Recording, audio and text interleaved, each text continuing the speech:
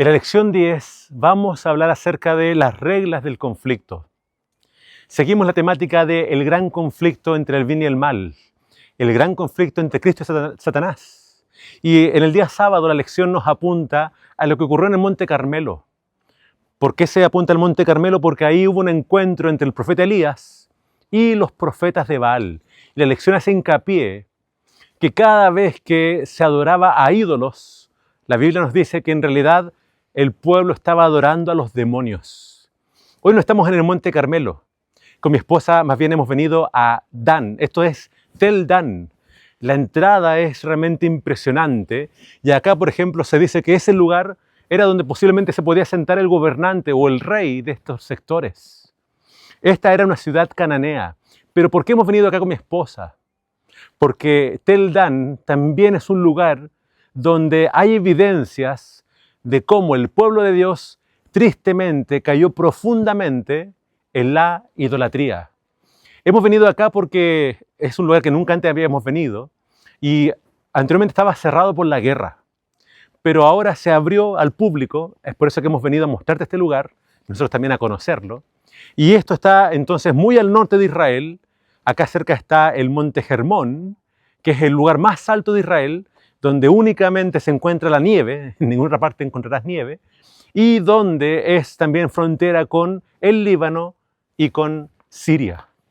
Entonces desde acá vamos a desarrollar esta lección, la lección 10, las reglas del conflicto. Así que quiero darte la bienvenida a Biblia e Israel. La lección pasada, como tú viste, la hicimos en Santiago de Chile, pero ya estamos de vuelta en nuestro campo de trabajo.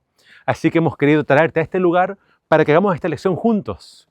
Queremos aprovechar de agradecer a todos los amigos que siempre nos dejan sus saludos, nos dejan sus comentarios, a todos aquellos que se han suscrito al canal.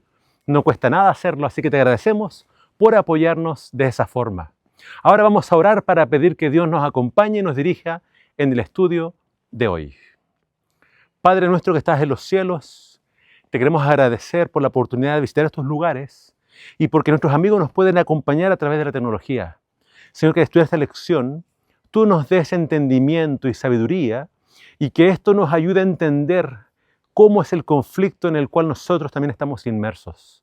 Señor, pedimos tu dirección, que tú acompañes a todos nuestros amigos y que estas lecciones queden bien grabadas en nuestra mente y corazón.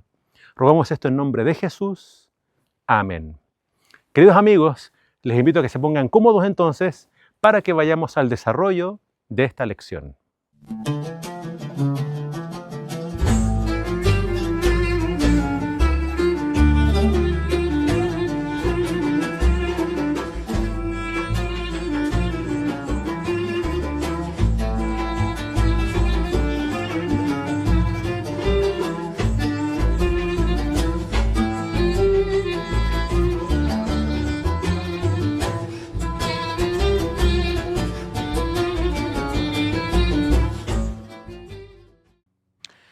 Lo que tenemos acá a mis espaldas es el altar que se encontraba en la ciudad de Dan. Ahora tú puedes ver el porte, es realmente impresionante. Ahora entendamos lo siguiente. Cuando se construye este altar en Dan, por orden de Jeroboam, Jeroboam tenía un plan en mente.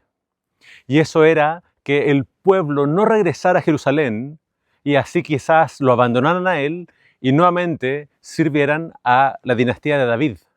Es por eso que él pone dos altares, este que está acá en Dan, que fue claramente descubierto, se excavó y se encontró, y otro que estaba en Betel. Entonces este era el límite de las tribus del norte. Ahora piénsalo bien, especialmente en Betel, que queda muy cerca de Jericó. La gente decía, bueno, no tengo que subir hasta Jerusalén, puedo adorar a Dios en este lugar. La gente que estaba acá en Dan, que es el extremo norte del país, decía, Jerusalén está realmente lejos. ¿Para qué ir a Jerusalén si puedo adorar al Señor acá? Ciertamente quizás podría haber funcionado, pero estaba yendo en contra de la palabra de Dios, donde Dios elige un lugar, que es Jerusalén, ahí estaba el templo, el santuario, y en ese lugar todo israelita debía ir a adorar al Señor. Entonces más bien, aunque la gente quería adorar en este lugar al Señor, más bien este lugar se volvió un lugar de idolatría. ¿Ya? ¿Por qué? Porque no solamente acá había un altar, en algún sector de este lugar también había un becerro de oro. Entonces, si hay un becerro de oro, eso es claramente algo que es idolatría. Y la lección nos está hablando de que la idolatría en los tiempos bíblicos no era solamente imaginación de parte de los cananeos, y en este caso de los israelitas, sino que también cuando se adoraba a estos dioses paganos, en realidad se estaba rindiendo culto a los demonios. Hay un texto clave que nos revela entonces este dilema. Uno está en Deuteronomio que dice así, Deuteronomio 32, 17. En vez de ofrecerle sacrificios a Dios, se los ofreció a los demonios, a dioses que nunca antes había conocido, a dioses nuevos, venidos de cerca, a los que sus padres nunca antes adoraron. De paso, ese es el único texto que menciona a los demonios en la Torá, en el Pentateuco. Pero después Pablo, al parecer citando este versículo, dice lo siguiente en 1 Corintios 10:20. Lo que quiero decir es que los animales que ofrecen los no judíos se ofrecen a los demonios y no a Dios. Y yo no quiero que ustedes tengan algo que ver con los demonios. El Nuevo Testamento nos va a hablar mucho acerca de Satanás y los demonios. Pero el Antiguo Testamento quizás tiene menos alusiones a ellos. Pero están. Hay varias alusiones en el Antiguo Testamento acerca de los demonios. Entonces, cada vez que se sacrificaba en estos lugares que Dios no había ordenado, y especialmente cuando había una estatua o una imagen, entonces la Biblia dice, ahí no se está adorando a Dios, ahí se está adorando a los demonios. Ahora, quiero que pienses conmigo un momento. Eso pasó en la antigüedad, pero pregunto, ¿será que eso se extinguió del todo? ¿No será que hoy en día muchas personas, quizás con buenas intenciones, están queriendo adorar a Dios, pero usando imágenes? El mandamiento claramente señala, el segundo mandamiento dice, no te harás imágenes de lo que está arriba en el cielo, abajo de la tierra, no te harás imágenes y no te postrarás ante ellas. Otras versiones dicen, no las servirás. Y claramente Dios dice, porque el Señor tu Dios es un Dios celoso. Entonces, si Dios no nos ha mostrado cómo Él es, Él dice que no se lo puede adorar a través de una imagen. La adoración a Dios es mediante la fe. Aunque yo no he visto a Dios, yo sé que Él existe y yo no lo puedo adorar entonces con estas imágenes. Así que quienes adoraban imágenes, la Biblia entonces nos revela, quita el velo para mostrarnos algo impresionante. La gente que adoraba imágenes, sin darse cuenta, estaba adorando a los demonios. Y Pablo dice, yo no quiero que ustedes tengan nada que ver con los demonios. Entonces ahí tenemos nuevamente este gran conflicto entre el bien y el mal, y acá se revela claramente en la palabra de Dios, y acá estamos viendo un lugar donde esto se practicó. Realmente al estar acá es impresionante que un lugar tan antiguo se haya conservado. Pero nuevamente yo creo que Dios deja todo esto para que tú y yo nos demos cuenta de que lo que está escrito en la Biblia es verdad. El pueblo de Dios siempre estuvo tentado a irse tras los ídolos, a irse tras Baal y otras deidades paganas. Pero Dios siempre los llamó a que ellos se volvieran a Dios y les fueran fiel únicamente a Él. Entonces, acá podemos imaginar, pensar, cuántos sacrificios nos hicieron a este becerro de oro. Entonces los pecados que vemos que Dios quiso sacar a Israel de Egipto, lamentablemente cuando ellos llegan a esta tierra pagana y Dios saca a estas naciones para que ellos posean la tierra, tristemente ellos comenzaron a cometer los mismos pecados que las naciones.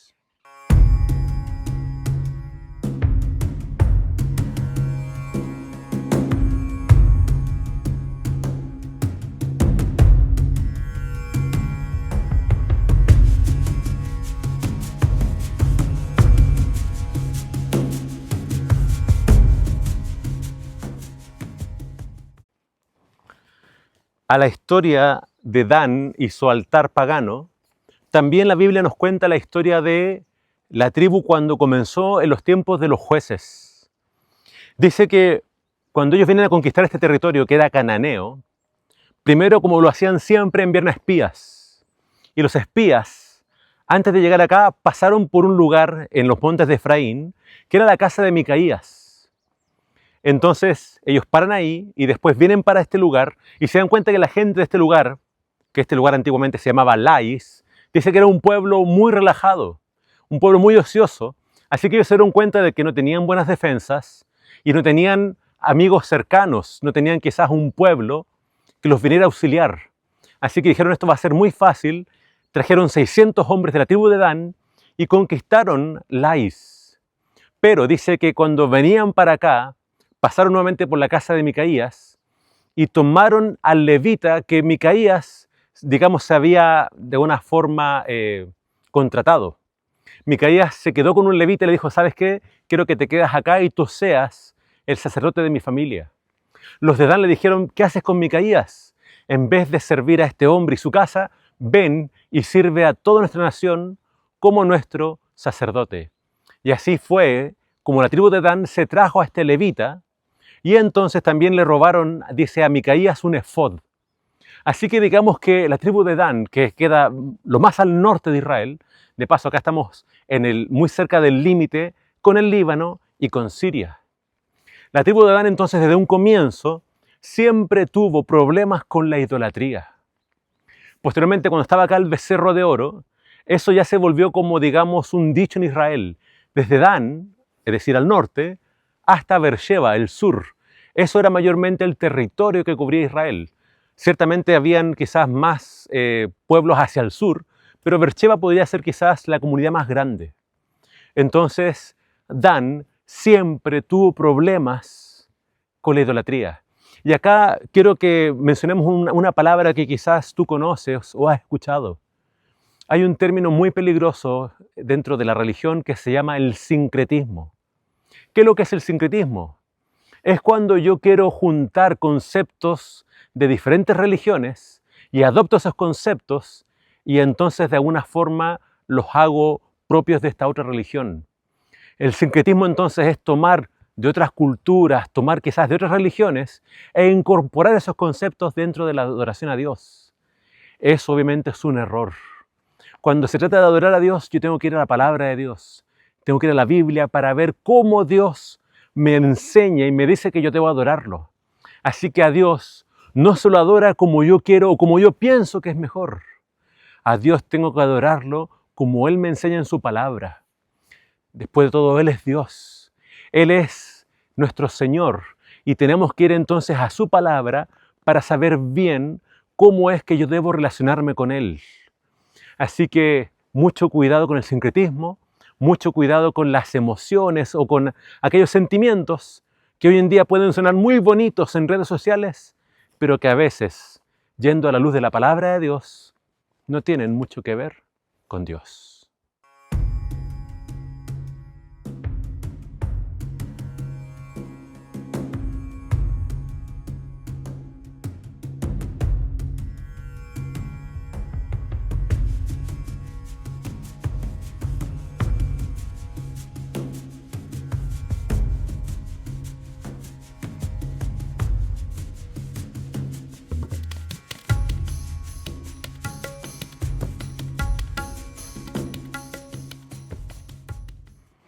En el día domingo de nuestra lección vamos a hablar acerca de un ángel demorado.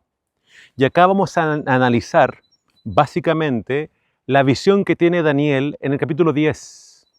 Muchos creen que el capítulo 10 es la última visión y va del capítulo 10 al capítulo 12. Pero el capítulo 10 sirve como una introducción para la visión que mayormente es el capítulo 11 y el capítulo 12 vendría a ser el cierre de la visión y del libro. Entonces el capítulo 10 nos habla de que algo estaba pasando, no tenemos todo el contexto, pero algo estaba pasando con Daniel que dice que él comenzó un periodo de ayuno parcial de 21 días. Dice que durante 21 días él comenzó a afligirse, un ayuno que no era completo, es decir, se abstenía de ciertos alimentos y también se abstenía de echarse perfume o ungüento. ¿Por qué estaba Daniel afligido? Acá no lo dice. Algunos creen que en este periodo, por el contexto histórico, ya los judíos habían empezado a regresar desde Jerusalén desde Babilonia hacia Jerusalén. Y muchos creen que este capítulo 10 tiene un nexo con Esdras capítulo 4. Cuando vamos a Esdras 4 encontramos que los judíos que habían regresado a Jerusalén lamentablemente estaban enfrentando muchas dificultades que le estaban presentando todos sus vecinos. Dice que los samaritanos y los árabes estaban decididos a no permitir que se construyera el templo de Jerusalén. Entonces, probablemente Daniel escuchó las noticias y quizás en su mente habían dudas, ¿por qué mi pueblo sigue sufriendo siendo que ya pasaron los 70 años del cautiverio? Entonces ese era al parecer el dolor que había en Daniel y él empieza a ayunar por su pueblo. Y acá dice lo siguiente acerca de esa experiencia. Dice que el día 24 del primer mes estaba yo a la orilla del gran río Hiddekel, alcé mis ojos y miré, y vi un varón vestido de lino y ceñida a su cintura con oro de Ufaz. Daniel empieza a describir la visión, y aunque él no dice a quién vio, muchos creen que esta visión se parece mucho a la de Juan capítulo 1. Así que es probable que la visión que está recibiendo Daniel es una visión de Jesús. Más adelante se nos da el nombre, dice que es Miguel. Y a Miguel siempre en Daniel se lo llama como el príncipe que está de parte de los hijos de tu pueblo. Así que muchos creen que este Miguel es nada más y nada menos que el Señor Jesús. Ahora, no solamente acá Daniel ve a Jesús. De paso, esta visión dice que a Daniel lo dejó sin fuerzas. Él cayó al suelo totalmente extenuado. Y visiones semejantes encontramos en la Biblia. También una visión con Jesús tuvo el apóstol Pablo. Pedro también tuvo una visión donde hubo un éxtasis, pero quizás Daniel es el que experimenta estos síntomas físicos más severos. Él queda sin fuerzas y en el texto no se alcanza a ver muy bien, pero hay un quiebre. Primero él ve la visión, queda sin fuerzas y después aparece otro ser que no se menciona, pero por las palabras se entiende que quien ahora empieza a hablar con Daniel es Gabriel. Y vamos a ver qué le dice Gabriel a Daniel. Versículo número 11. Me dijo, Daniel, varón muy amado, está atento a las palabras que he de decirte y ponte en pie, porque a ti he sido enviado ahora. Mientras hablaba esto conmigo me puse en pie temblando. Entonces me dijo, Daniel, no temas, porque desde el primer día que dispusiste tu corazón a entender y a humillarte en la presencia de tu Dios, fueron oídas tus palabras, y a causa de tus palabras yo he venido. Mas el príncipe del reino de Persia se me opuso durante 21 días. Pero Miguel, uno de los principales príncipes, vino para ayudarme y quedé allí con los reyes de Persia. Es interesante esta porción de la Biblia, porque se descorre el velo y nos muestra este conflicto que ocurre tras bambalinas. Hay un conflicto angélico del cual Daniel no tenía idea. Daniel entonces estaba orando por 21 días y Gabriel le dice, mira, apenas comenzaste a orar, yo fui enviado para venir a hablar contigo. Pero no pude venir inmediatamente porque tuve un conflicto con el príncipe de Persia. Ahora, esto es una terminología extraña, pero se entiende que el único que puede detener un ángel, y este conflicto porque habla de una batalla, una pelea, tienen que haber sido otros ángeles que nosotros entendemos son los ángeles caídos, los demonios. Entonces, príncipe de Persia, y más adelante habla del príncipe de Grecia. ¿Qué es lo que está pasando acá que Daniel no puede entender? Al parecer, muchos creen que el contexto es el siguiente. Ciro, el rey de Persia, da la orden para que se reconstruya el templo de Jerusalén y para que los judíos vuelvan. Pero después su hijo Cambises, al parecer no tenía la misma idea. Es por eso que está este conflicto entre los ángeles. Quizás los ángeles de Dios de alguna forma influyendo para que obviamente el pueblo pueda volver a su tierra. Pero los ángeles malignos quizás influyen negativamente en el rey de Persia, en los príncipes de Persia, para que esto no ocurra. Entonces es interesante, 21 días, los mismos días que Daniel estuvo orando, estaba ocurriendo detrás de bambalinas este conflicto entre los ángeles. Así que la lección nos apunta a que al parecer en este conflicto cósmico, voy a leer acá, dice, se evidencia de que Dios no está usando todo su poder. Se concede al enemigo cierta libertad y poder genuinos que no son suprimidos caprichosamente, sino que están restringidos por parámetros conocidos por ambas partes, aunque no por nosotros.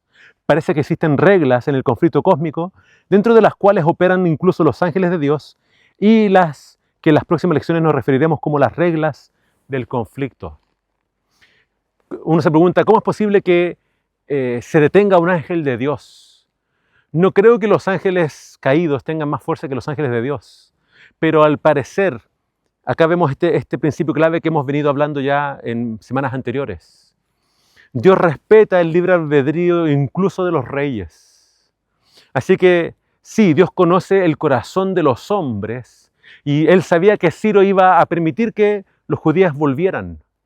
Pero ahora Satanás llega entonces para querer contrarrestar estos, digamos, buenos designios de Dios para su pueblo. Entonces, ¿con qué queremos cerrar este día domingo? Daniel nos muestra eso, este conflicto entre los ángeles. Ahora, ¿qué podemos hacer nosotros? No podemos ver lo que pasa, no podemos ver podríamos decir, espectro de lo que ocurre detrás de bambalinas. Pero tú y yo podemos hacer lo que hizo Daniel. Daniel no dejó de orar durante 21 días. Y Daniel se humilló en la presencia de Dios. Entonces nosotros no siempre vamos a entender qué es lo que está pasando. No sabemos bien de esta guerra entre los ángeles. Pero quizás esto nos sirva para entender cosas que nosotros no podemos entender. Muchas veces cuando hay problemas en tu hogar, cuando hay problemas quizás, no sé, de salud o de trabajo, ponle tú quizás la circunstancia que a ti te haga pensar. Es posible que detrás de muchos eventos esté este conflicto cósmico y nosotros no tenemos idea. ¿Qué tenemos que hacer? Tenemos que humillarnos en la presencia de Dios, tenemos que orar para pedir entendimiento y sabiduría y que Dios nos libre del mal.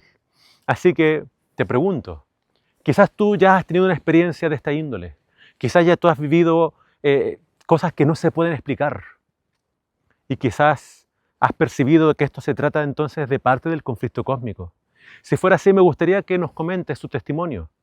Pero, por sobre todas las cosas, si lo has experimentado o no, yo quiero preguntarte, ¿quieres tú seguir el ejemplo de Daniel y orar y humillarte en la presencia de Dios, pidiendo que Él nos guarde y nos libre en todo momento? Si esa es tu decisión, espero verla en los comentarios.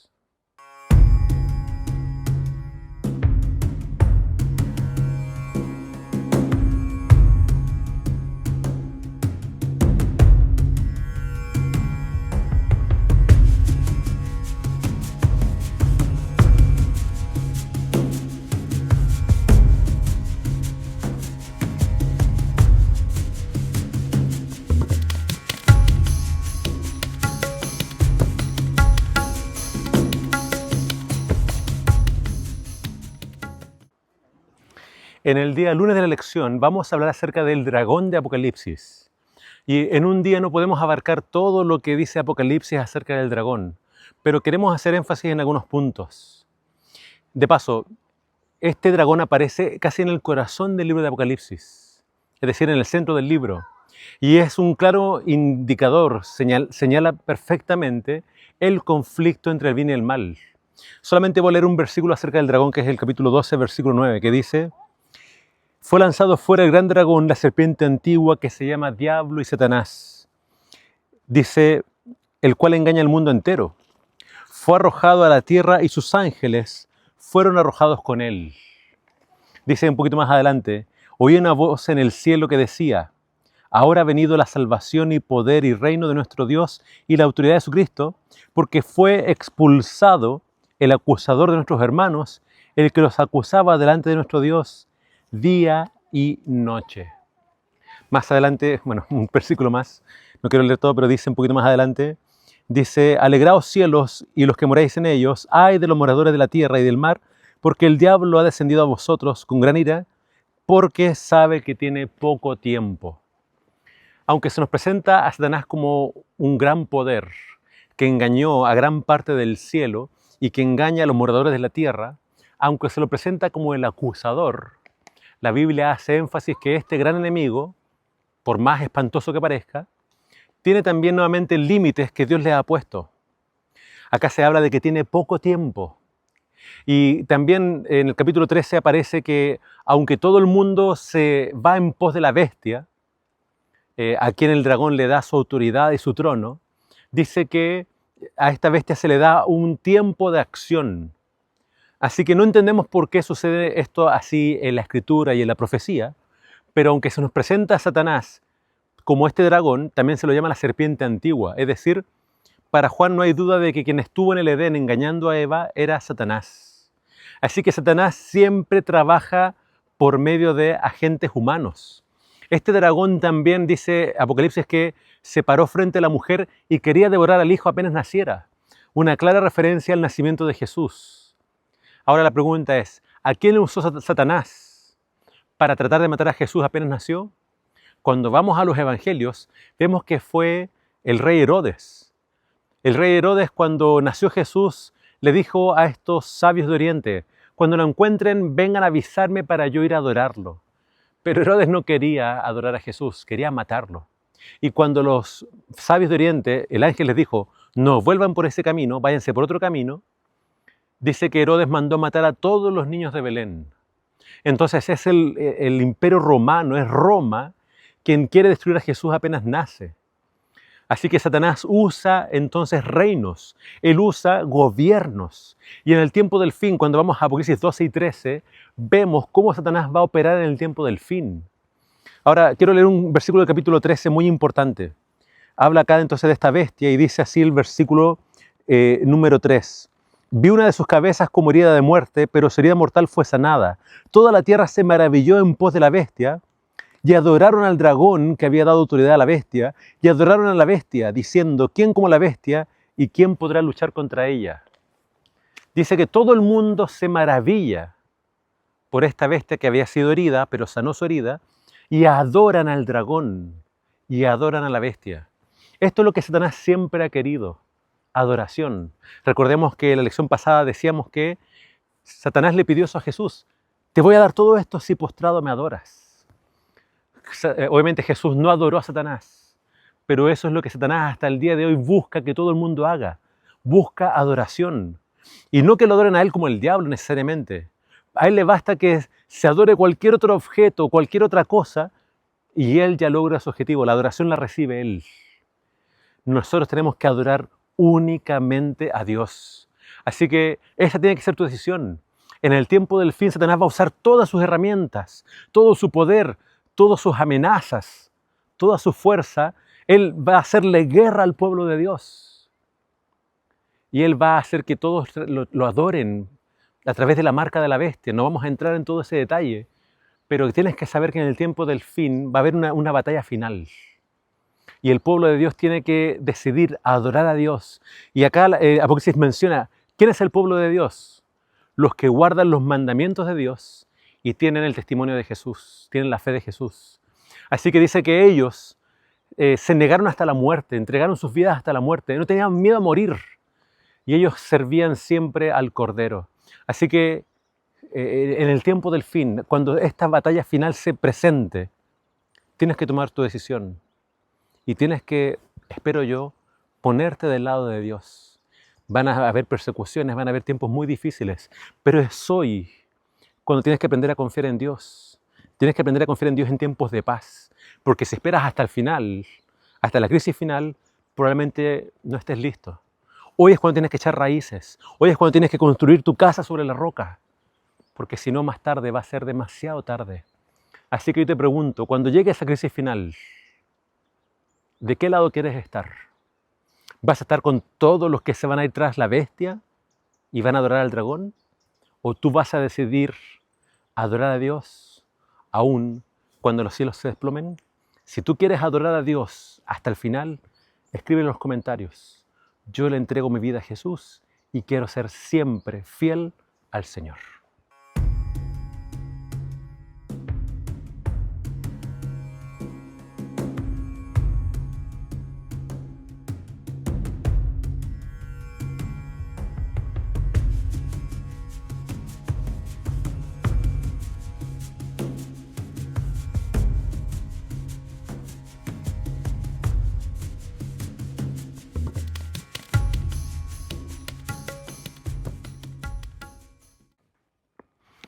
Cuando se hicieron las excavaciones en este lugar, el profesor que estuvo excavando encontró este portal, que es uno de los más grandes encontrados en el mundo, un portal cananeo casi intacto.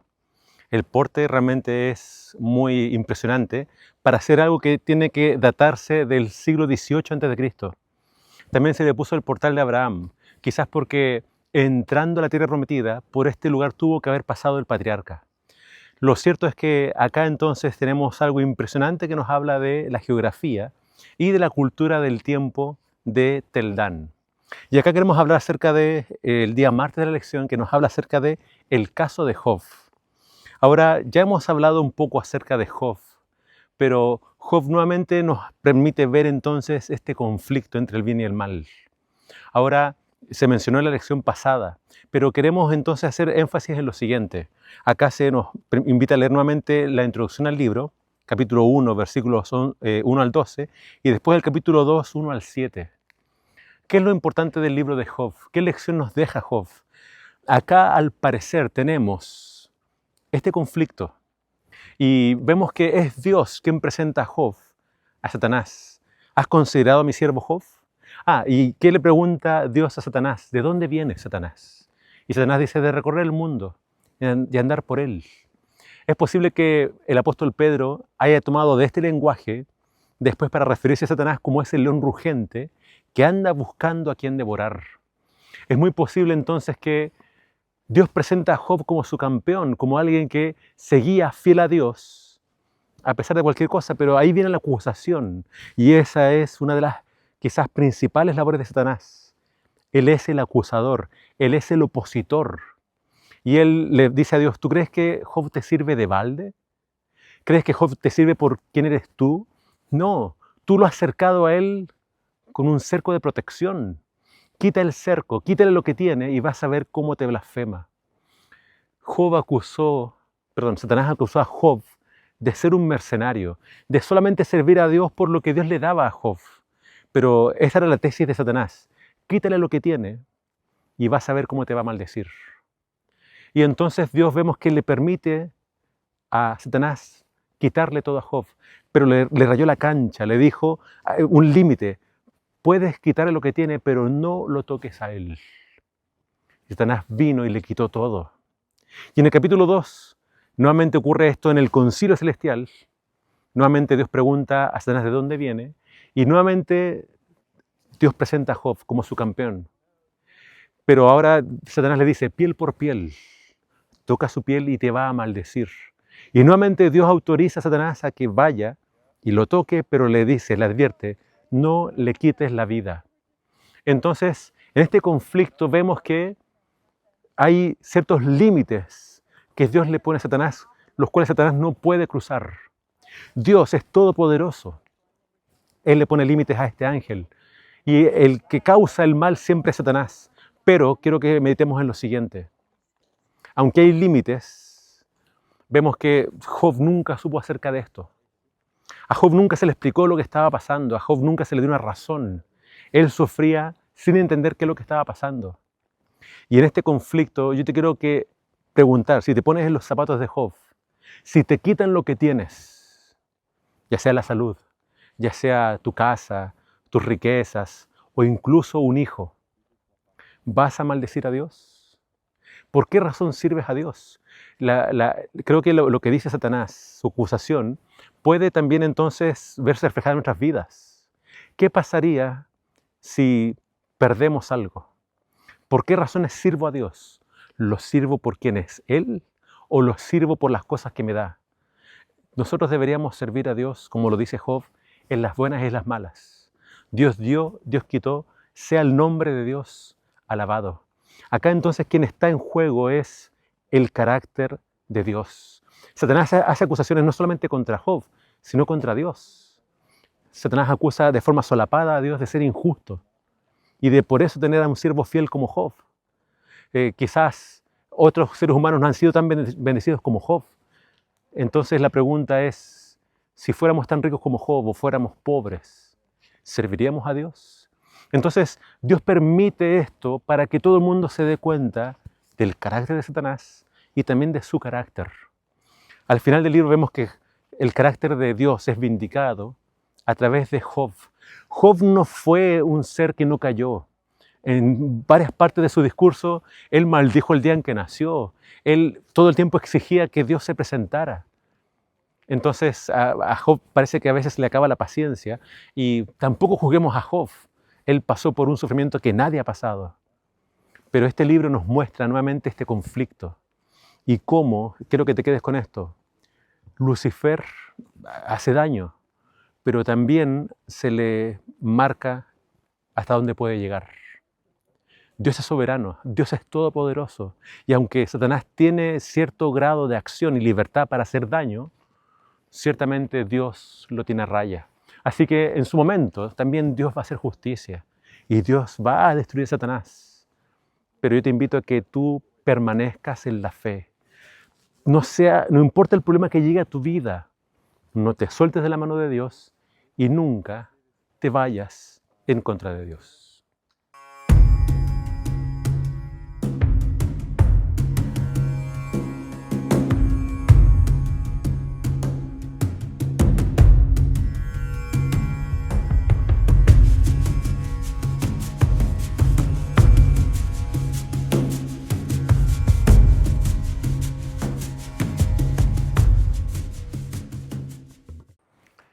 En el día miércoles de nuestra lección vamos a hablar acerca de este gobernante temporal del cual habla la Biblia. Y se cita entonces Juan 12:31 que dice: ahora es el juicio de este mundo, ahora el príncipe de este mundo será echado fuera. Jesús se refiere a Satanás como el príncipe de este mundo. Y vimos quizás un atisbo de eso en la historia de Job, porque cuando existe ese concilio en el cielo, quien se presenta de parte de la tierra es Satanás. Algunos creen que quien tenía que haberse presentado debió haber sido Adán, pero Adán perdió su lugar como príncipe de este mundo al haber obedecido a la serpiente.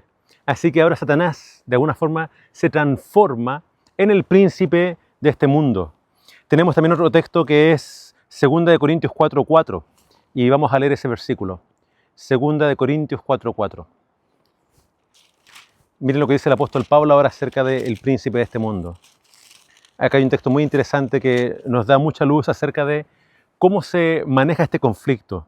Dice acá: esto es entre los incrédulos a quienes el Dios de este mundo les cegó el entendimiento para que no le resplandezca la luz del Evangelio de la gloria de Cristo, el cual es la imagen de Dios. Se refiere a Satanás como el Dios de este mundo. Y dice que el Dios de este mundo ciega las mentes de muchos para que no vean y no crean en Jesús. Entonces estamos en este conflicto entre el bien y el mal. Y Lucifer dice que tiene a mucha gente en su poder. A muchos los engaña, a otros simplemente como la parábola. La parábola, ¿te acuerdas del sembrador? Decía que se siembra en alguno la semilla y viene entonces el maligno y se lleva la semilla, como las aves se comen la semilla. Entonces hay un conflicto. De cierta manera Dios, Jesús, quieren sembrar la semilla, quieren salvar al hombre por la locura del Evangelio, pero Satanás va a hacer todo lo posible para impedir que esto ocurra. Entonces no entendemos bien cómo es que cada uno finalmente decide si acepta o no el Evangelio, pero lo cierto es que la Biblia nos muestra este choque entre el reino de la luz y el reino de las tinieblas. Entonces, en esta lucha vemos que hay reglas. Y Satanás una y otra vez se nos muestra de que aunque tiene mucho poder y mucho dominio, Dios le dice hasta dónde él puede llegar. Pero no solamente se limita a Satanás. Al parecer Dios también, hasta cierto punto, se limita. No destruye a Satanás, no destruye a los ángeles. Entonces esta parábola nos muestra este conflicto entre el bien y el mal. Jesús vino a sembrar la semilla, pero Satanás hace todo lo posible para impedir que las personas reciban el Evangelio. Y esto es algo que nosotros podemos ver entonces en el día a día. Siempre cuando una persona busca acercarse a Dios, Satanás va a hacer todo lo posible para impedírselo. Va a quizás darle más trabajo, que esté más ocupado, o que alguien lo distraiga, o que alguien lo interrumpa. Esa es la labor del enemigo. Él siempre quiere robarse la semilla. Entonces hay un conflicto entre el reino de la luz y el reino de las tinieblas. Y vemos que Dios le pone límite al reino de las tinieblas. Pero vemos que en este conflicto también no solamente se limita a Satanás, sino que pareciera que Dios también se limita. Dios, de cierta forma, respeta obviamente nuestro libre albedrío.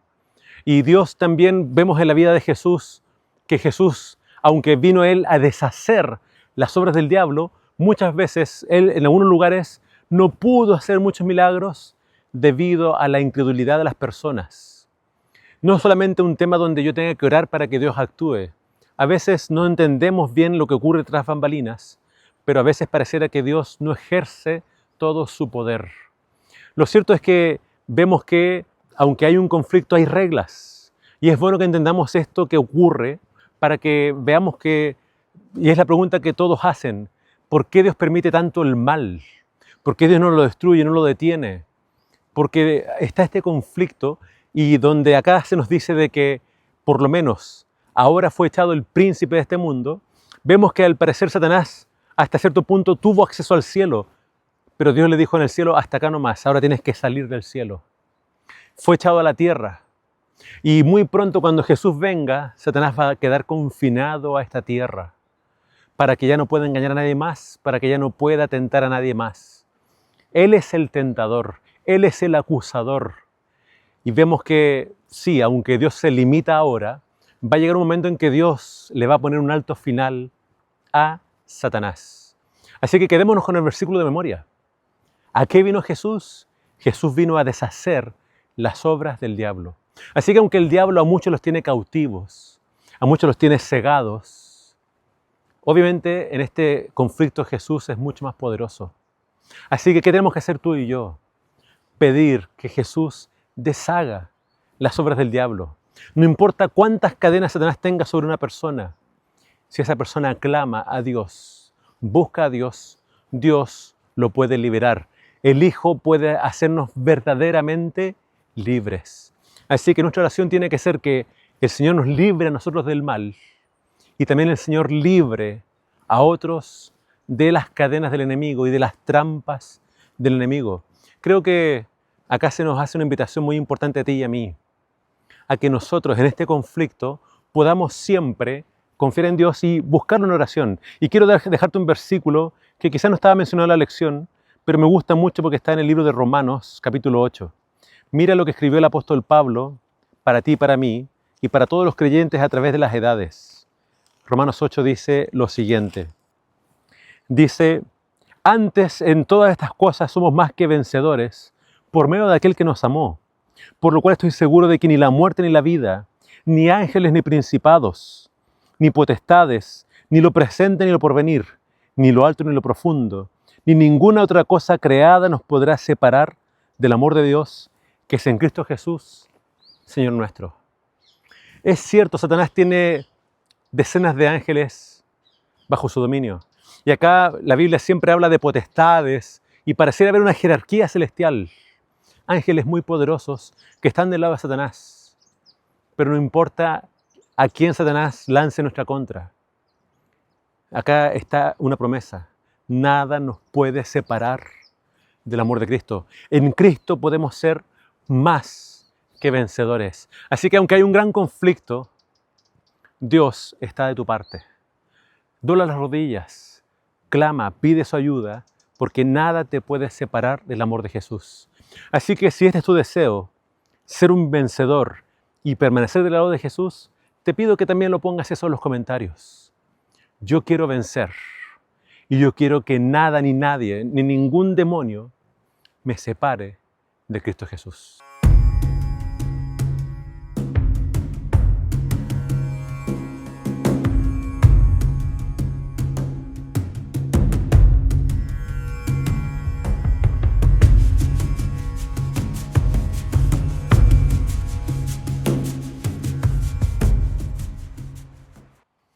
Amigos, estamos llegando a la conclusión y como siempre lo hacemos, vamos a leer una cita del día viernes.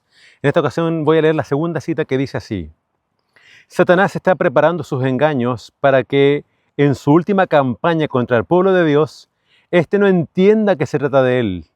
Y no es maravilla porque el mismo Satanás se transfigura en ángel de luz. Eso está en 2 Corintios 11:14. Mientras que algunas almas engañadas sostienen que Él no existe, las está llevando cautivas y trabaja extensamente por su medio. Satanás conoce mejor que los hijos de Dios el poder de ellos, que ellos pueden tener sobre Él cuando su fuerza está en Cristo. Cuando el más débil creyente en la verdad solicita humildemente ayuda al poderoso conquistador, confiando firmemente en Cristo, puede repeler con éxito a Satanás y a toda su hueste. El diablo es demasiado astuto para presentar abierta y audazmente sus tentaciones, porque entonces se despertarían las soñolientas energías del cristiano y éste confiaría en el poderoso libertador. Pero se presenta inadvertido y obra por engaño mediante los hijos de desobediencia que profesan la piedad. Acá tenemos entonces una advertencia para los hijos de Dios. Dice que ellos muchas veces no creen que Satanás exista o que esté trabajando activamente. Creo que ya lo explicamos en alguna ocasión, en el mundo judío ellos no creen en los demonios. Ellos dicen todo lo que pasa son decisiones del ser humano. Y cuando la Biblia habla de los malos espíritus, ellos dicen, no, esas son quizás enfermedades mentales o quizás los humores o mal genio que puede tener el ser humano, como en el caso de Saúl. Pero acá se nos dice de que Satanás le agrada cuando eso sucede, porque así él puede obviamente moverse con mayor libertad. Vendrán muchos engaños en el tiempo del fin y Satanás sabe cómo esconderse, sabe cómo disfrazarse de ángel de luz. Así que necesitamos toda la ayuda del cielo. Necesitamos depender exclusivamente del Espíritu Santo para que Él nos unja los ojos con colirio y podamos entonces discernir los engaños de Satanás y obviamente arrojarnos sobre los brazos del poderoso conquistador que es Cristo Jesús. Mis queridos amigos, te invito a orar. Padre nuestro que estás en los cielos, en esta hora, cuando estudiamos esta lección, nos damos cuenta, Señor, de que este conflicto es quizás más raudo de lo que pensábamos. Así que rogamos, Señor, que tú puedas hacer de nosotros más que vencedores. Danos, Señor, esa oportunidad de estar siempre a tus pies, siempre tomado de tu mano, para cuando lleguen las tentaciones, Señor, nosotros podamos, mediante la oración y la confianza en ti, salir vencedores. Líbranos del mal, Señor, y guarda a todos a quienes están escuchando estas lecciones, para que todos hagamos de Jesús nuestro Salvador y nuestro Redentor. Pedimos estas cosas, Señor, aunque no las merecemos, las pedimos en el nombre de tu Hijo amado Jesús. Amén. Queridos amigos, muchas gracias por habernos acompañado. Que el Señor les bendiga.